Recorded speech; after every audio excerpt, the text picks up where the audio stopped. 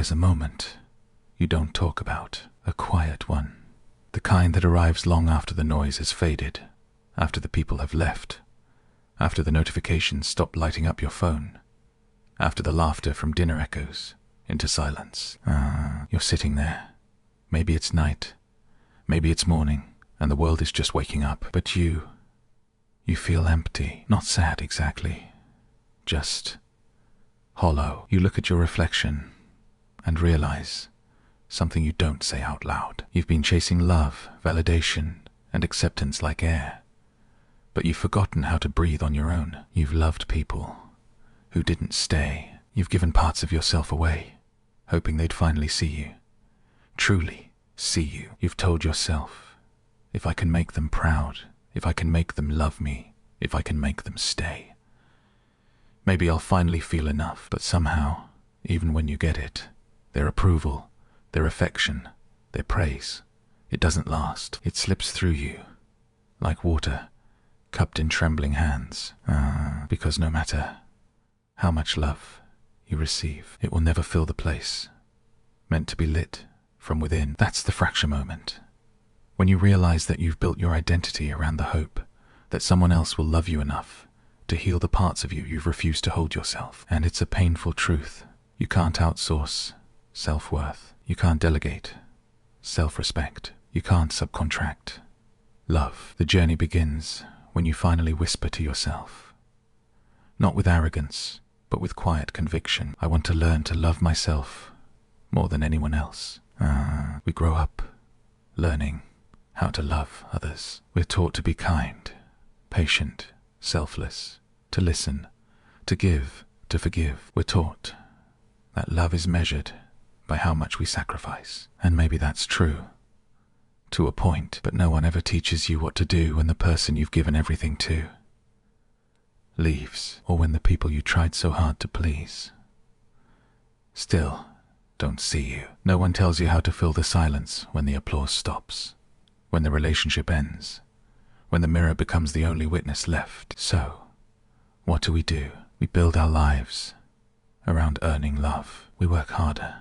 We try to be more attractive, more successful, more agreeable. We shape, shift, becoming who we think the world will value most. We chase approval, the way a starving person chases crumbs. Every like, every compliment, every nod of validation feels like proof we exist, until the high fades and we're right back where we started, searching for another hit of worthiness.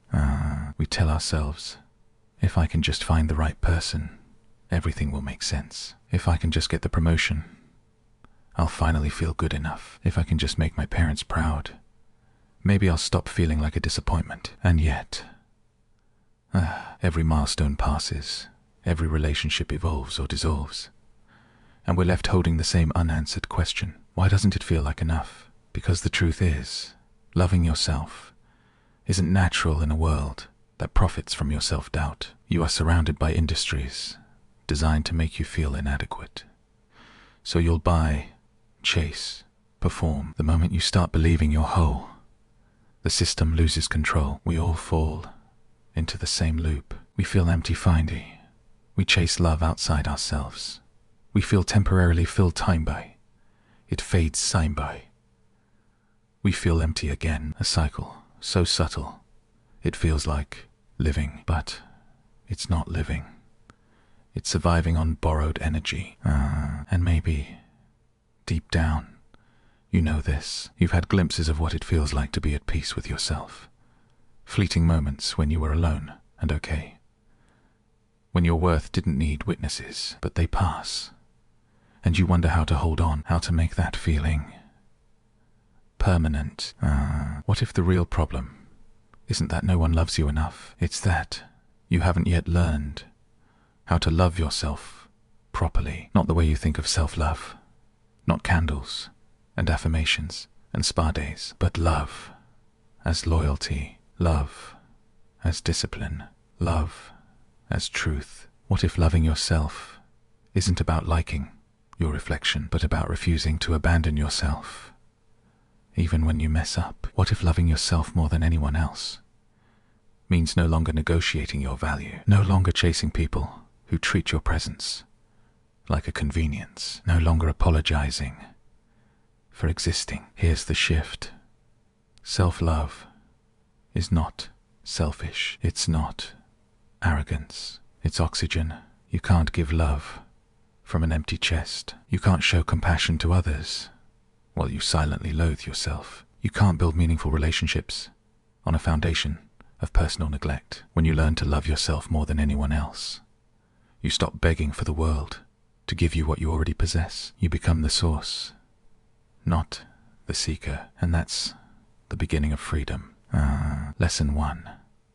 Loyalty to your own soul. Think of a friend you do anything for, someone you defend, support, comfort when they're hurting. You listen to them, you encourage them, you forgive them. But when it comes to yourself, you become your own worst critic. You speak to yourself in ways you'd never dare speak to anyone else. Loving yourself means reversing that double standard. It means treating yourself with the same loyalty you so freely give others. Michael Jordan once said, "You have to expect great things of yourself before you can do them." That expectation doesn't come from ego.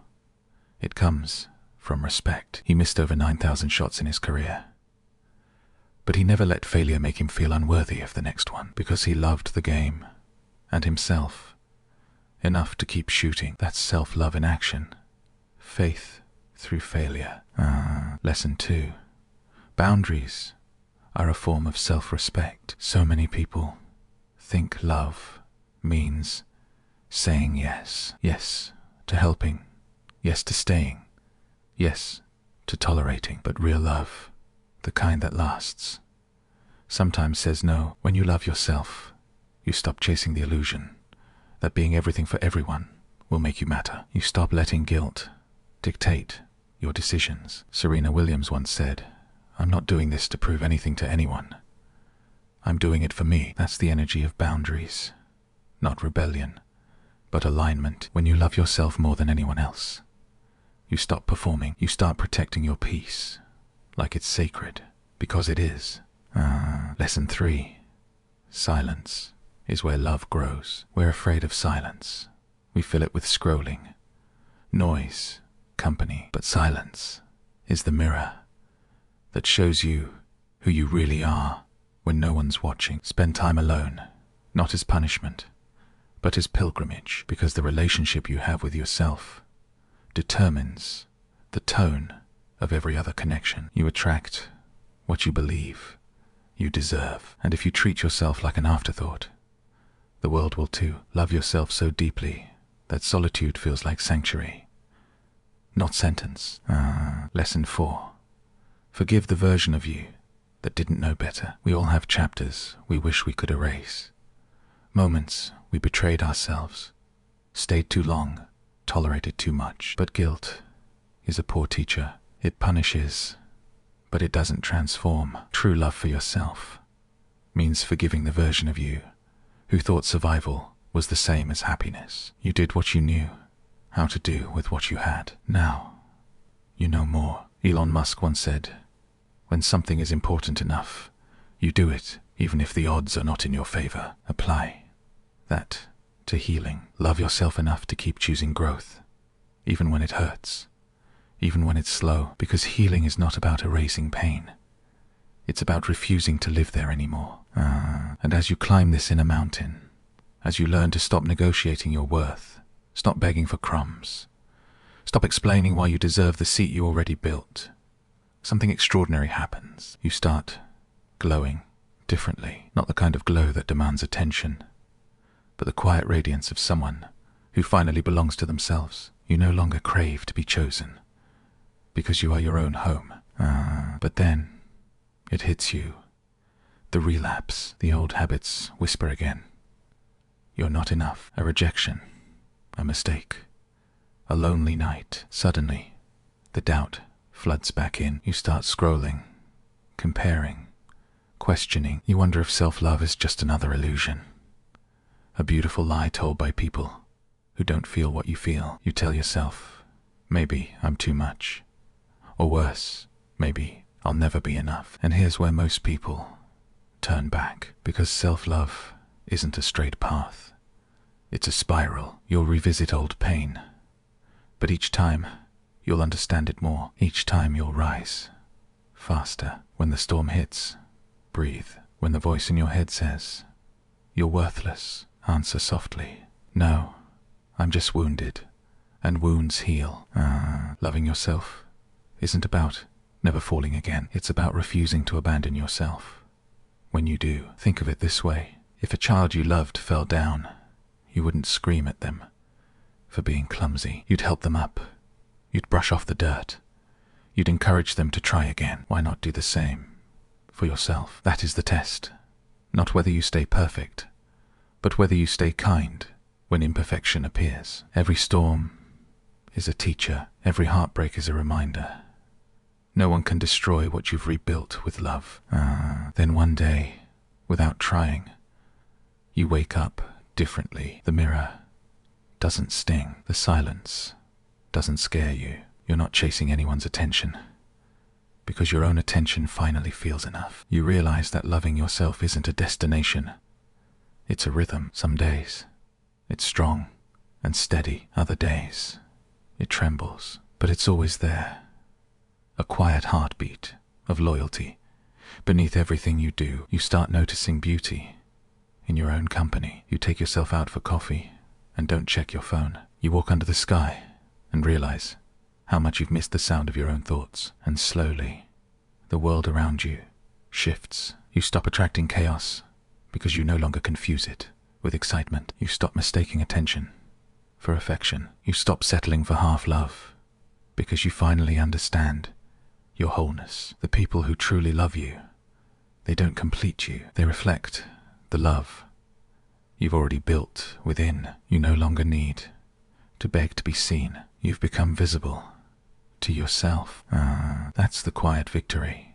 Not fireworks, not applause, just peace. The kind that doesn't depend on who texts back or who approves. You finally realize that the love you've been searching for, it was never outside you. It was the gentle whisper you ignored for years. You are already enough. Love yourself more than anyone else, because when you do, you'll stop chasing and start attracting. You'll stop breaking and start building. You'll stop seeking light in others, because you'll finally remember you were the light all along. And from that day forward, the way you speak, walk, breathe, and love will no longer be about earning worth, but honoring it. Because the greatest love story you will ever live is the one where you finally fall in love with you.